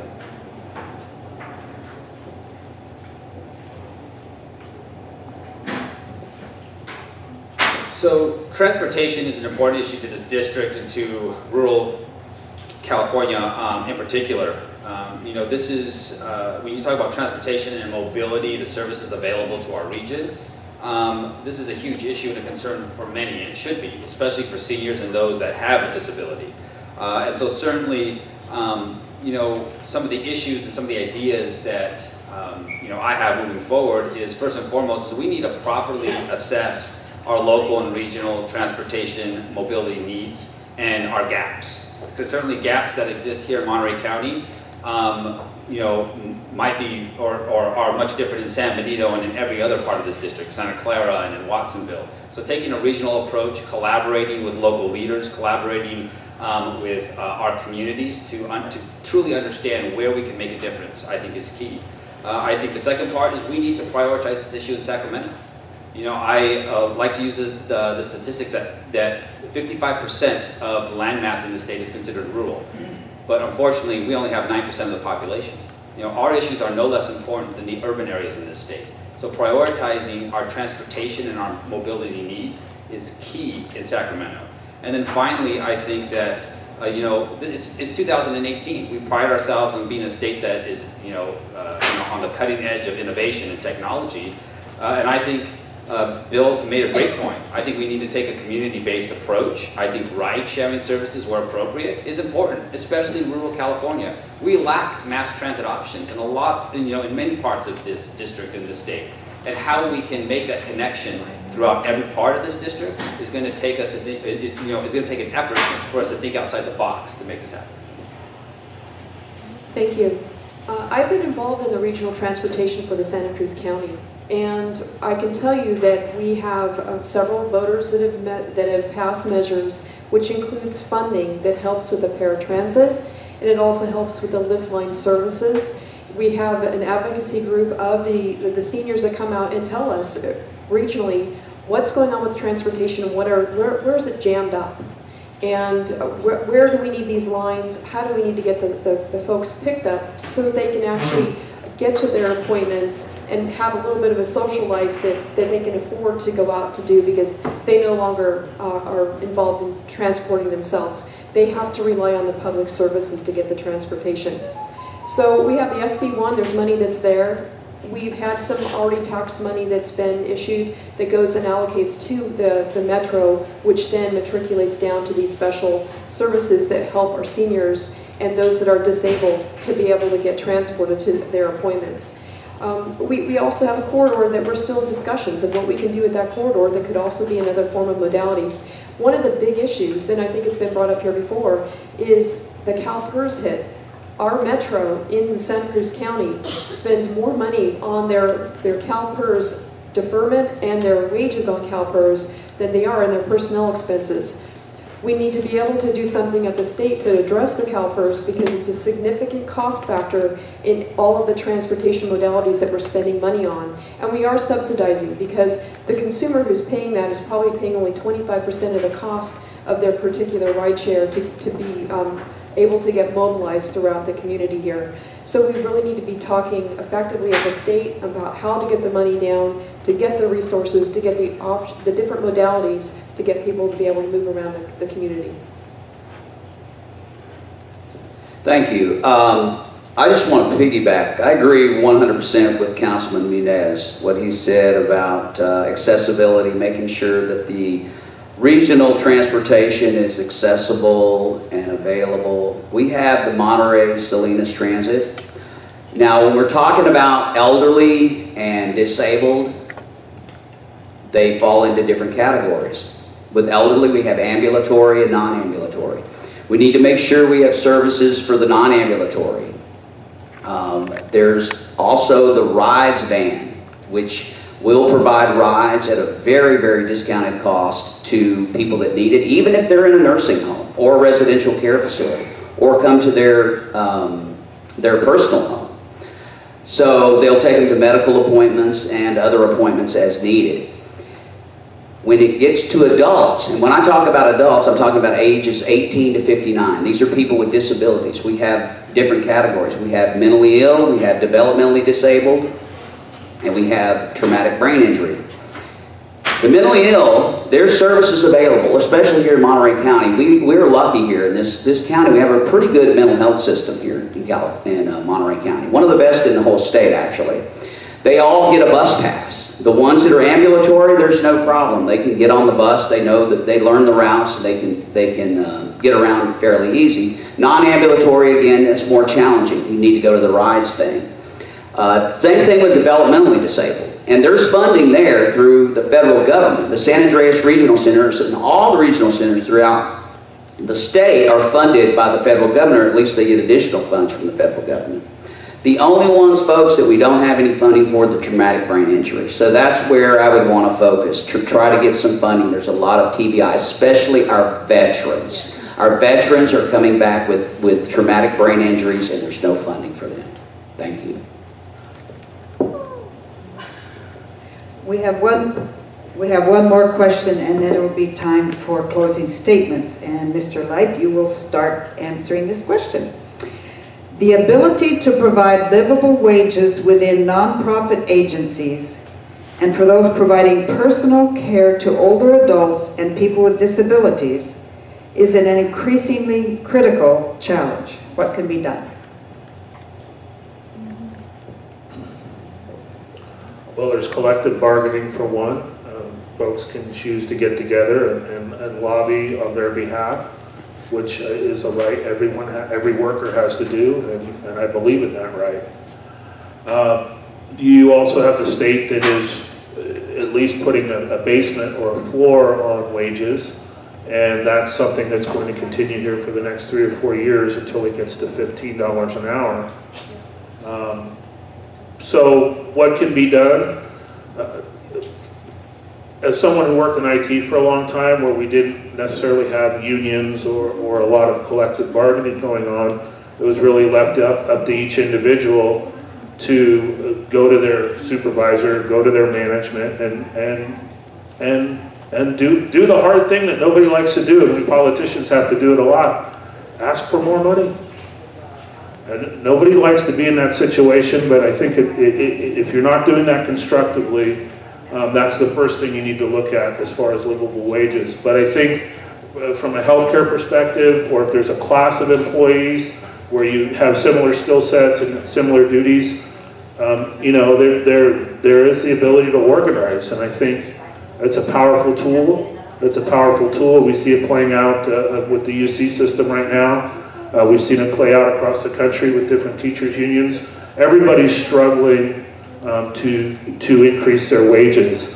I think a lot of things we could do on housing and driving down the cost of housing would go a long ways towards making the wages we do earn go a lot further. But I think it's up to individuals and people working together to go to the folks that are running these facilities, managing these facilities, and say, how can we work together to increase our wages and benefits in such a way that we can sustain ourselves and continue to provide the service and care that we so very much believe in. Thank you.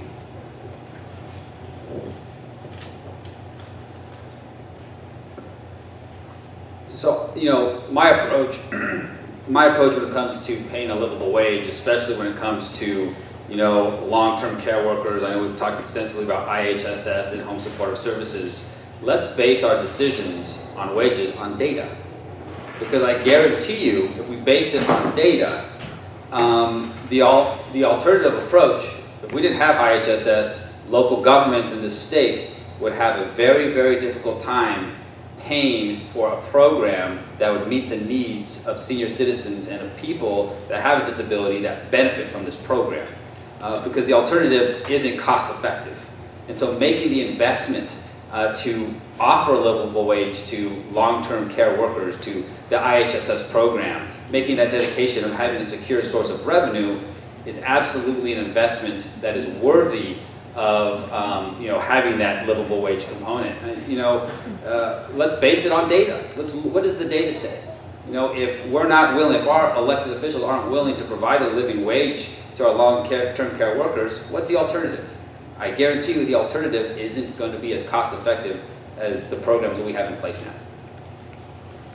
This is a very good question, and I have a very good example that would tell you where the gaps are and where the stumbling blocks are.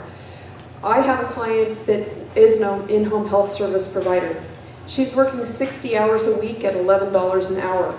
But before she can get her wage, she actually has to submit everything to the county, to the state, and the state comes back to the county and the county allocation. She's got a W-2 from 7 or 8 of her clients that she has every year. And it's impossible to try and figure and calculate what she's got for eligibility, even for her own income. If we were able to cut through some of that bureaucratic layer of the state giving what the funding needs to be to the county, so the county is a one-stop shop in terms of being able to matriculate that down to the IHSS worker, then the wages would be better, instead of having to go through multiple layers in order for the funding to be given to that employee at the end result. And so instead of $11 an hour, which is not enough to sustain a livable wage, the money would then be coming to that provider that's providing care directly to the seniors and the disabled within a healthcare environment. That's the kind of fix that we would need in order for us to be able to get the wages increased so that we have more CNAs out there. We have more IHSS workers that can go out into the community and work and help the people that are living, that are homebound and need the kind of resources that are out there. And being able to provide a better sustainable wage that's out there instead of working 60 hours a week at $11 an hour. Because there are overlays that wouldn't even allow them to even get the minimum wage because of the way the program is set up. So we do need to fix how we structure our pay scales and the compensation for those that are most vulnerable, that are working with our most vulnerable people. And that would be some of what I would look to do to make sure policies set for those folks that need the wages that are helping our seniors and our disabled. Thank you. Well, I tell you what, I agree both with Mr. Lipe and Supervisor Rivas. Mr. Lipe brought up collective bargaining. Now that might sound strange coming from a Republican, but and Mr. Supervisor Rivas brought up data, and I'll explain what I mean by that. We have a problem here, folks. This is a very desirable area to live in. Okay, so the cost of living is just outrageous. But we have an elderly population, we have a disabled population, and we have to have people to care for them. You have two different types of workers. You have skilled and unskilled workers, right? Well, these people are skilled workers, trust me. They have to go through a lot of training. You have what's called a DSP, or a direct support professional. Okay, you have to take training. Those are the caregivers that provide care for developmentally disabled adults. You have CNAs that provide care for mentally ill. These are all trained people. They go through training. In-home supportive services, same thing. Trained people. They're trained in all kinds of things. Multimedia first aid, CPR, direct care. So they receive this training, and like Councilwoman Coffman said, making $11 an hour? No. I agree with Mr. Lipe. They should get organized. There should be some kind of organization for these particular workers, because why invest in all that training to make $11 an hour? They should be paid according to their skill level, and we have to have these people, and it's very hard for them to live on that wage here in this community, because this is one of the highest cost of living communities in the entire nation. Thank you. The fourth question that I answered here today was around increasing funding for long-term services and support. My answer was yes, I was going to do that. And I cited the fact that it was an investment that could prevent longer-term costs. And that's the same thing that we have here today. It's that when we look at this issue around nonprofits and wages and compensation for employees, we're losing a lot of good people who simply can't afford to live on the compensation that they're receiving. And when we do that, when we lose those trained workers, as the previous speaker just mentioned, we're all at a loss. We all have to pick that tab up. So for me, as another speaker also mentioned, this really is something that, a discussion that needs to be about data. What is the data? And that data needs to include what is the cost of not taking action, of not increasing the compensation, because there's a very real cost for doing that. So that's something that I look at, and I recognize all nonprofits have to balance what they pay to their employees with the services and the resources they can put to the services that they provide. I've served on a number of different nonprofit boards, so I completely understand that balance. And part of that balance is, again, what is the cost of not taking action? There's always a cost for doing that. And we see our aging population continue to grow and to grow in proportion to our larger region here. So this is something that, as they find that balance, we really do have to consider all of the numbers, and recognizing again that taking no action does have a very real cost increase for all of us. Okay, that's the end of the questions. Now you each get 2 minutes to applaud when your closing statements are I was through. applauding for the question. Or you each get 2 minutes for closing statements, and we start with Mr. Lipe and go in that direction, and we end with Mr. Rivas. Well, I want to thank you all for the opportunity to be here today to answer those questions, known and unknown, as they may have been. Look, I'm not going to, a lot of these things with asking questions is having all the answers, and I don't proclaim to have all the answers. I would never try to blow smoke at people, blow smoke at you, or BS you. What I am committed to is diving deep into a lot of issues that are of concern. They're concerned to this forum here, concerned to many other constituents here in the district. I'm fully committed to that.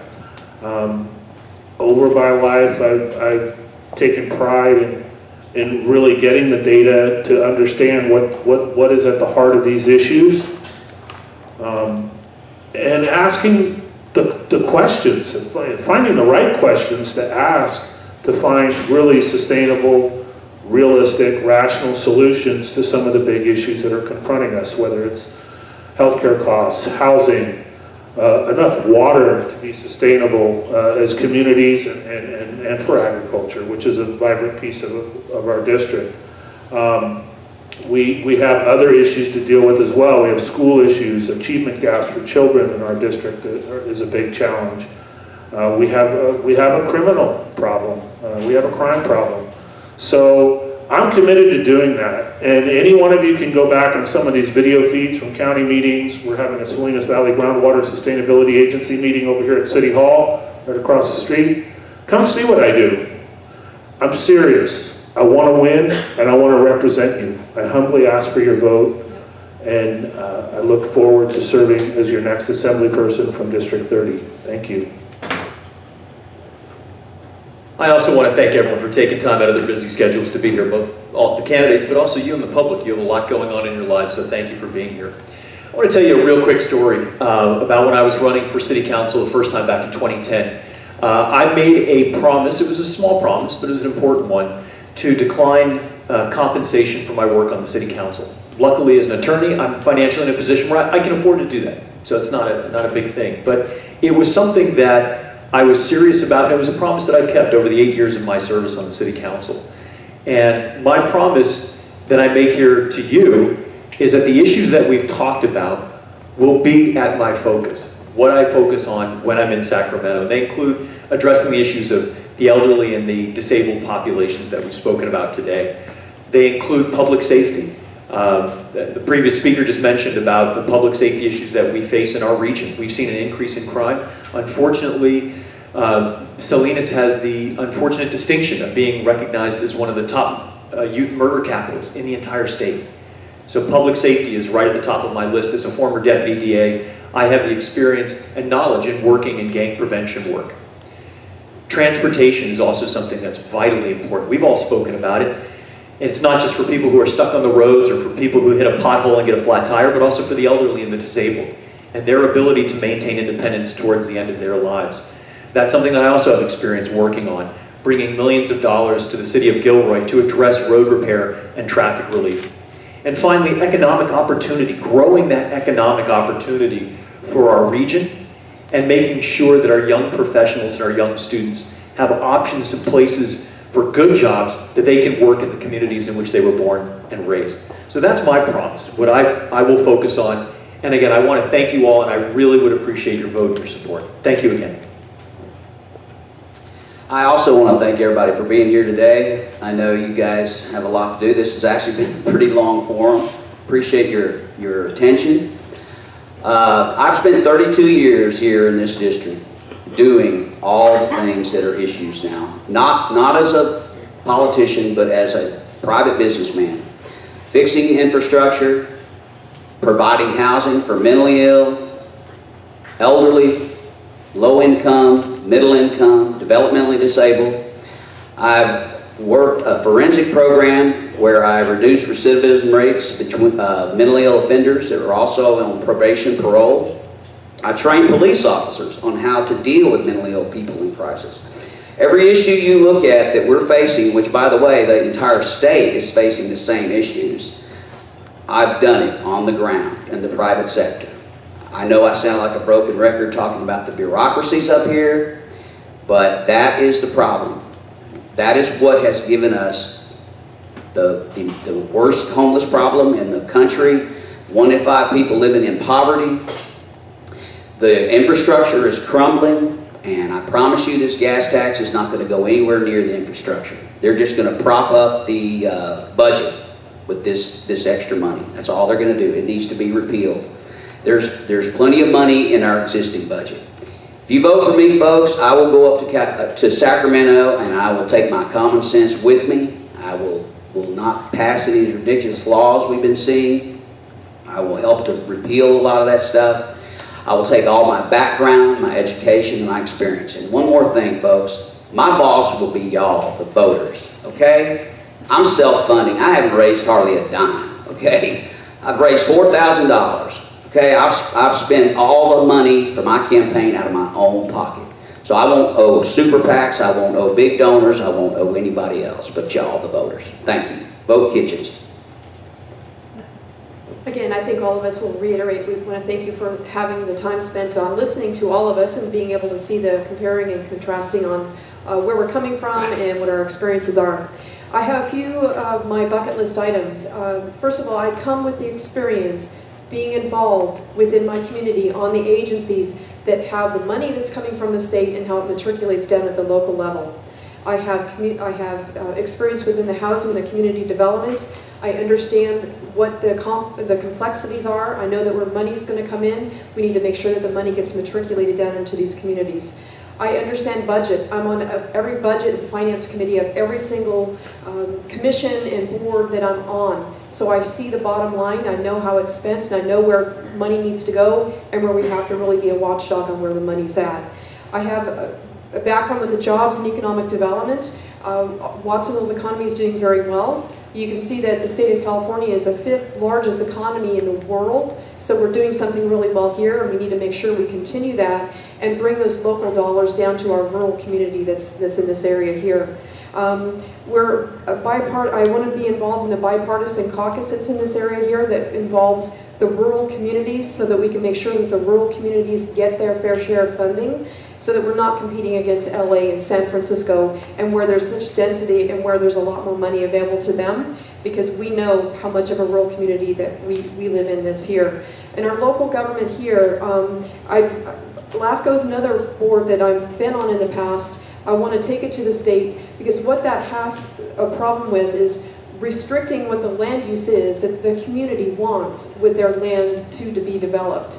And when the state tells you what's going on, or the state's telling you you've got to do something, and it's unfunded mandates, where you're not getting the money to take care of the funding and the resources that you're told to do things with, there's a big problem with that. CalPERS will be another big hit that will be having to really be tackled at the state level. All of those things will be items that I will be looking at, working forward to you as your Assemblywoman. Thank you. Thank you all for being here. My family and I, we have deep roots here in this area, this region. You know, I grew up here, raised by a family of farm workers who taught me never to abandon my roots and to never forget where I came from. You know, having been raised by a single parent, my mother, by my grandparents, it was my grandfather who always encouraged me, who always reminded me that we lived in California, a place where anything was possible. It was my grandfather who never let me forget growing up that it would take hard work to create opportunities for myself. And he was absolutely right.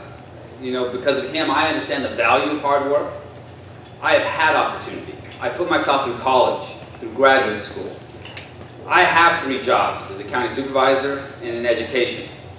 But now my wife and I, we have a 2-year-old daughter.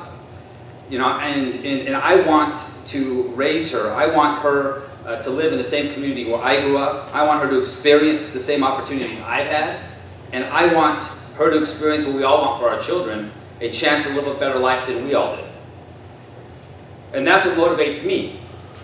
That's why I run for state assembly, to create opportunity for others, for future generations, to continue my work as a county supervisor, of being a bold leader, a leader who has put people first, who has put the interests of our community first. And I'm proud to be the only candidate endorsed by teachers, nurses, firefighters, deputy sheriffs, to be endorsed by current Assemblywoman Ana Caballero, I'm very happy to be endorsed by over 75 local elected officials from this district. I'm proud to have learned this morning that I'm the only candidate endorsed by the Monterey County Weekly. There's a reason I have so much support and endorsements. Because I'm the only candidate that these people trust, that these organizations trust, to go to Sacramento and fight for the issues important to this district, but more importantly, to represent the values that we all care about. Thank you all so much. Thank you all.